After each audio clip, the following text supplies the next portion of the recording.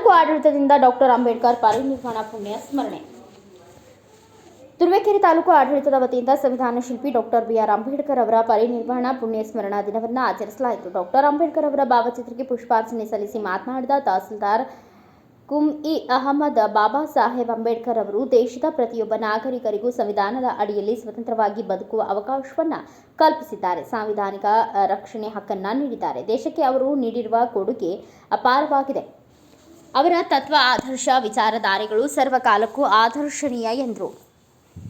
ನಿವೃತ್ತ ಪ್ರಾಂಶುಪಾಲ ಆನಂದರಾಜು ಮಾತನಾಡಿ, ಅಂಬೇಡ್ಕರ್ ಅವರು ರಚಿಸಿದ ಸಂವಿಧಾನದಲ್ಲಿ ಹಕ್ಕುಗಳನ್ನು ಮಾತ್ರ ನಾವು ಕೇಳುತ್ತಾ ಬಂದಿದ್ದೇವೆ. ಸಂವಿಧಾನದಲ್ಲಿ ನಾವು ದೇಶಕ್ಕೆ ಮಾಡಬೇಕಿರುವ ಕರ್ತವ್ಯಗಳ ಬಗ್ಗೆಯೂ ತಿಳಿಸಿದ್ದು ಪಾಲಿಸುವುದನ್ನು ಮರೆತಿದ್ದೇವೆ. ಹಕ್ಕುಗಳ ಜೊತೆ ಕರ್ತವ್ಯ ಪಾಲನೆ ಮಾಡಿದಾಗ ಮಾತ್ರ ಅಂಬೇಡ್ಕರ್ ಅವರ ಸಂವಿಧಾನದ ಆಶಯ ಈಡೇರಿಸಲು ಸಾಧ್ಯ ಎಂದರು.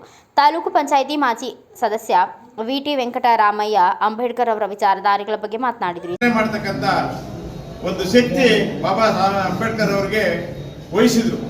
ಆ ಕೆಲಸವನ್ನ ಮಾಡಿ ಆ ಅಂಬೇಡ್ಕರ್ ಬರೆದಂತ ಒಂದು ಸಂವಿಧಾನವನ್ನ ಕೊನೆ ಒಂದು ವ್ಯವಸ್ಥೆಯಲ್ಲಿ ಅರ್ಪಣೆ ಮಾಡಬೇಕಾದ್ರೆ ಎಲ್ಲರಿಗೂ ತಿಳಿಸಿದ್ರು.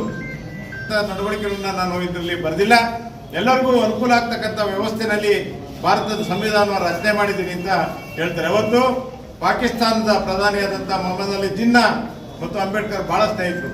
ಅವರು ಪಾಕಿಸ್ತಾನಕ್ಕೆ ಹೋಗಿ ಅವರು ಪ್ರಧಾನಮಂತ್ರಿ ಆದರು. ಇಲ್ಲಿ ಗಾಂಧೀಜಿಯವರು ಮತ್ತು ನೆಹರೂರವರು ಮತ್ತು ಲಾಲ್ ಬಹದ್ದೂರ್ ಶಾಸ್ತ್ರಿ ಅವರು ಅನೇಕ ಗಣ್ಯರು ಇವರೆಲ್ಲ ಒಟ್ಟುಗೂಡಿದಂತೆ ಭಾರತದ ಸಂವಿಧಾನವನ್ನು ರಚನೆ ಮಾಡೋಕ್ಕೆ ಬಾಬು ರಾಜೇಂದ್ರ ಪ್ರಸಾದ್ ಅವರ ಒಂದು ಅಧ್ಯಕ್ಷತೆಯಲ್ಲಿ ಇವರು ಗರುಡ ಸಂಸ್ಥೆ ಅಧ್ಯಕ್ಷರು ಮಾಡಿರ್ತಕ್ಕಂಥ ವ್ಯವಸ್ಥೆ.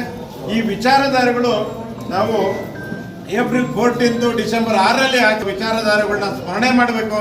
ಅವ್ರು ಮಾಡಲಿಲ್ಲ ಅಂತಂದ್ರೆ ದಿನನಿತ್ಯದ ನಮ್ಮ ಬದುಕು, ಇವತ್ತು ಒಂದು ಕಾನೂನು ಇದೆ, ಒಂದು ವಾಹನದ ಸವಾರ ಈ ರೀತಿ ಹೋದ್ರೆ ಯಾರಿಗಾದ್ರೂ ಟಚ್ ಆದ್ರೆ ಅದಕ್ಕೆ ಯಾಕಪ್ಪ ಮಾಡಿದೆ ಅಂತ ಕೇಳ್ತಕ್ಕಂಥ ವ್ಯವಸ್ಥೆ ಕಾನೂನು ಇದೆ.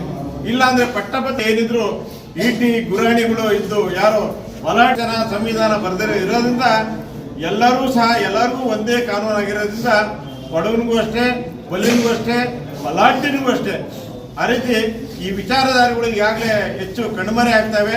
ಅದರಿಂದ ಎಲ್ಲ ವಿಚಾರವಂತರು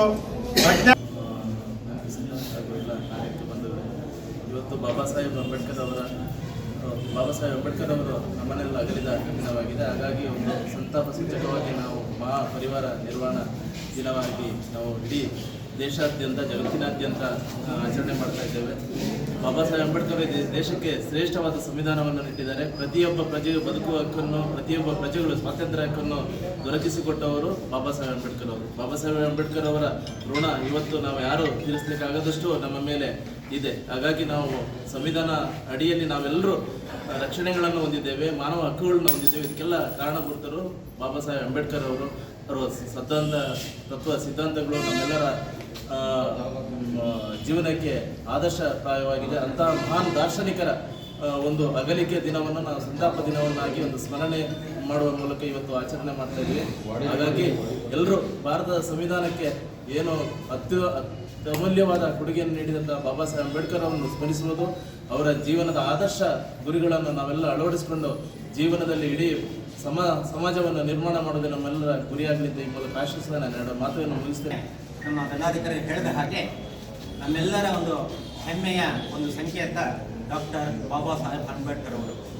ಅವನ ಜೀವನ ಚರಿತ್ರೆಯನ್ನು ನಾವೆಲ್ಲರೂ ಕೂಡ ಶಾಲಾ ಕಾಲೇಜುಗಳಲ್ಲಿ ಓದಿರ್ತಕ್ಕಂಥದ್ದು ಒಂದಾದರೆ, ಇತ್ತೀಚೆಗೆ ಮಹಾನಾಯಕ ಅನ್ನತಕ್ಕಂಥ ಒಂದು ಕಿರು ತೆರೆಯಲು ಬಂದಂತಹ ವಿಚಾರಗಳಲ್ಲಿ ನಮಗೆ ಅಂಬೇಡ್ಕರ್ ಅವರ ಒಂದು ಬಾಲ್ಯ ಜೀವನದಿಂದ ಹಿಡಿದು ಎಂತಹ ಒಂದು ಘಟ್ಟಗಳನ್ನು ಅವರು ನಿವಾರಣೆ ಮಾಡಿಕೊಂಡು ಮುಂದೆ ಬಂದರು ಅಂತಕ್ಕಂಥದ್ದನ್ನು ನಾವು ಅರಿವು ಮಾಡ್ಕೋಬಹುದು. ಈ ಸಂದರ್ಭದಲ್ಲಿ ಒಂದು ಮಾತನ್ನು ನಾನು ಶಿವರಾಮ್ ಕಾರಂತರ ಬರೆದಂತಹ ಒಂದು ಪುಸ್ತಕದಲ್ಲಿ ಎಳಿದ ಮೇಲೆ ಅಂತ ಪುಸ್ತಕದಲ್ಲಿದ್ದಾರೆ.